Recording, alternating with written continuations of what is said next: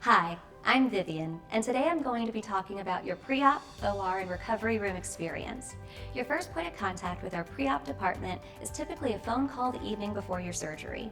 If your surgery is on a Monday, you will receive the phone call on Friday evening.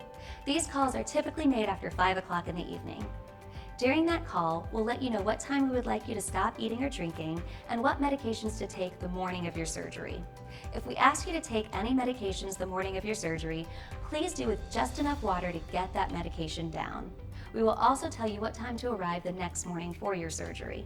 When you arrive, please enter through the lobby and go to the information desk. Give them your name and let them know that you're here for surgery. You will then be registered for your surgery, and a member from our pre-op department will come escort you to your room. You will also be given a name band.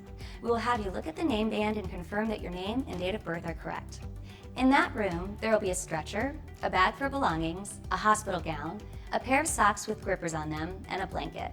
We'd like you to change into the hospital gown and make sure that the opening is in the back. You're more than welcome to put your belongings into the bag we've provided for you. Your friends and family are allowed to stay with you until we take you back to the operating room.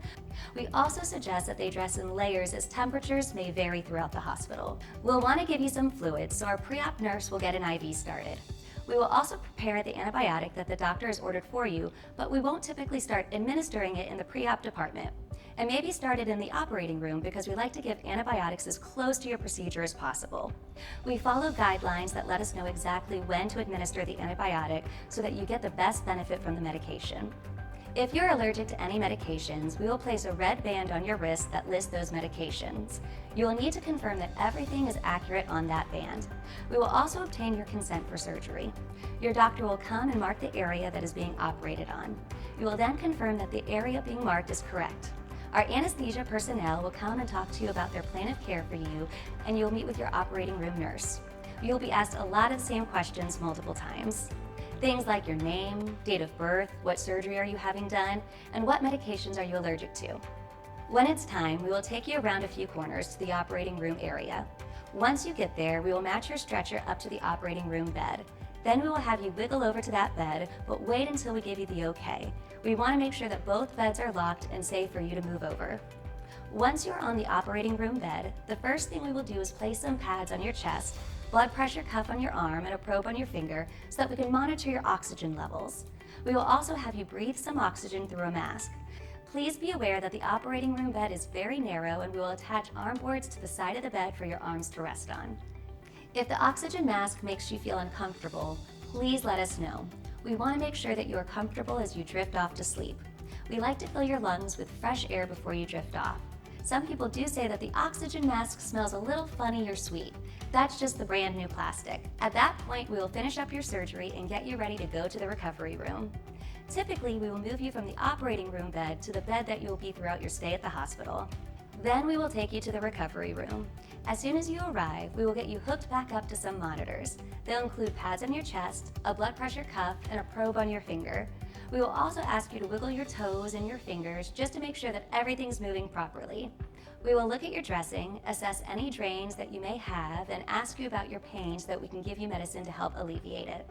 Again, we will ask you many of the same questions over and over in order to stay on top of everything. We will also contact your family or friends in the waiting room and let them know what room you will be going to and what time we anticipate you getting in that room. We will also update them on your status. That pretty much covers your stay in our pre-op, operating room, and recovery room area. Now, I want to help educate you on recognizing and preventing complications after your surgery. Potential complications after joint surgery include blood clots, infection, and pneumonia. Prevention is the key to management of surgical infections. Patients and staff will work together to try and prevent the incidence of a post-operative infection. Many patients are tempted to take a peek at their wound to see the scar they are left with, but it's important to remember that the dressings need to stay intact to limit the risk of germs entering the site. Be sure healthcare workers, family, and friends wash their hands with soap and water or an alcohol-based hand cleaner before and after caring for or visiting you. Do not be afraid to remind them. Post-operative pneumonia is a complication that affects many surgical patients. An incentive spirometer is a device used to help keep your lungs healthy while they are healing. It teaches you how to take slow, deep breaths. After surgery, it may be painful to take deep breaths. You may also feel too weak, but when you do not breathe deeply enough, it can lead to pneumonia. By using the incentive spirometer 10 times per hour or as directed by your nurse or doctor, you can take an active role in your recovery and keep your lungs healthy. To use the incentive spirometer, place the mouthpiece into your mouth. Make sure you make a good C with your lips. Breathe out normally and breathe in slowly. A piece in the incentive spirometer will rise as you breathe in. Try to get this piece to rise as high as you can. There is usually a marker placed by your healthcare provider that tells you how big a deep breath you took. Another smaller piece in the incentive spirometer looks like a ball or disc. Make sure that this ball stays in the middle of the chamber while you breathe in. If you breathe in too fast, the ball will shoot to the top. If you breathe in too slowly, the ball will stay at the bottom. To help in the prevention of blood clots, your physician may order a compression stocking, a sequential compression device, or both. Compression stockings are used to provide support for your legs and to keep your blood and fluid from pooling. They are tightest at the ankle area and ease as the stocking goes towards the top of the calf. The stockings are designed to provide compression that enables the blood in your legs to move more efficiently back to your heart. Sequential compression devices, or SCDs, are shaped like sleeves that wrap around the legs or ankles. They inflate and then deflate one at a time when air is pumped into them. This squeezes blood from the legs or feet up towards the heart. The squeezing creates a rapid flow of blood, which prevents blood clots from forming. Because a total joint replacement is at a greater risk for a blood clot, compression stockings and SCDs are not enough. All orthopedic surgeons order an anticoagulant, a medication used to prevent blood from clotting. There are many kinds of anticoagulants, and they have different ways of acting. The three most commonly used options for blood thinning medications are administered either by injection or a tablet. Pain that occurs after surgery is an important issue and is an important part of nursing care. Before the surgery took place, you hopefully discussed with your surgeon about how much pain you should expect and how it will be managed, as different types of surgeries can produce different types and amounts of pain.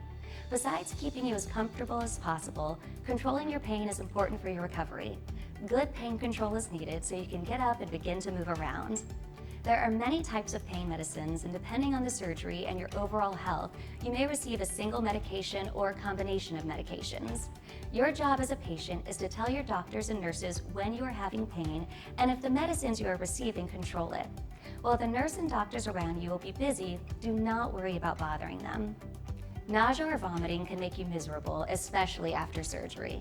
So as a preventative measure or treatment, your doctor will order an antiemetic. Antiemetics work by blocking receptors in the small intestine, while others work by blocking receptors in the brain. Most narcotics cause constipation. Stool softeners and laxatives help prevent constipation and straining or discomfort. Your participation is the key for success in your recuperation. Ask for assistance when getting out of bed. Inform the staff if you are having pain. Whatever your needs may be, the medical staff hopes to not only meet your needs, but anticipate them. Now, for those of you who are having a hip or knee replaced, just know that there will be no lounging around. We have to get you up and moving as quickly as possible. Why? Because we have to keep you a few steps ahead of pneumonia and blood clots. So after your surgery, we'll have very busy mornings around here. First, when you wake up in the morning, try to figure out where your pain level is. If it's high enough where you need your pain medication, let the nurse know as quickly as possible, so by the time your rehab team comes into the room, your head is cleared up a bit. If you're a little bit lethargic, we may not be able to get you out of bed because we want to avoid an unsafe situation for you and your therapist. If we see you early enough in the day, you may at least get to the edge of the bed that day. Remember, the day of your surgery is the start of your recovery. It's not unheard of for hip or knee replacement patients to get up the day of surgery. Again, we've got to get you moving. Some patients lose their appetite because of the exposure to anesthesia, but this is not the time to be finicky about what you eat. You need your nutrients, calciums, and proteins for your body to heal. Joint replacement surgery has changed over the years. These days, surgeons are going around the muscles instead of cutting through them. This means you're only recovering from one thing, not two. The implant used to last between 8 to 10 years. Now, with the change in technology and materials, they're lasting up to 20 years. Implants used to be one size fits all. Now there are larger sizes for men and big-framed women, and smaller sizes for women and smaller-framed men, so the sizes are more appropriate. When you come into the hospital, we will give you a booklet where we have illustrated several exercises that we're going to have you do. Whether you're a knee replacement or a hip replacement, we're going to teach you these exercises. You will take this booklet with you to the next phase of your recovery, whether it's a rehab facility or at home with your home health. The important thing is that every time you correctly demonstrate one of these exercises, we will initial them off. Then you can show that to your therapist at the rehab center or at home to allow them to see where you left off. For those of you who are having knee replacement, every time you replace a joint, you have to get its natural movement back. Whether it's flexion or extension, we will help you. For those of you who are having a hip replaced, there are some precautions that you're going to have to observe. Your surgeon will determine the length of time that you will observe those precautions. These precautions include not being able to cross your legs or turn your toes in, not being able to go beyond 90 degrees once you're sitting, and not being able to lean forward. This is not for the rest of your life. It's just for the amount of time that your surgeon determines. We cover the hip precautions in the booklet that we give you. We also review it with you every day, so by the time you get home, they'll be stuck in your mind and you'll be at a higher level of independence and safety. On your first day of post-op, you'll see one of our social workers or a nurse case manager. If your surgery is early enough in the day, you may even see them the same day. They will ask you a few quick questions in order to do an assessment. They may ask you to tell them where you live, who you live with, if you live by yourself, do you have any friends, family, neighbors, anybody that checks on you? Before coming to the hospital, could you do things for yourself? Could you dress yourself? Could you shower for yourself? Were you using any equipment to get around, like a walker, a cane, crutches, a wheelchair? And do you have any equipment already at home? And then they'll talk to you about what you will need for discharge in terms of equipment and rehabilitation. What kind of equipment will you need when it comes time to discharge from the hospital? The first piece of equipment is called a rolling walker. A rolling walker is basically a four-legged walker that has two wheels in the front and standard legs on the back. You may have seen walkers with additional wheels, seats, and brakes. Unfortunately, those are a fall risk and will not be used during your rehabilitation. The second piece of equipment is called a 3-in-1 commode, traditionally known as a bedside commode.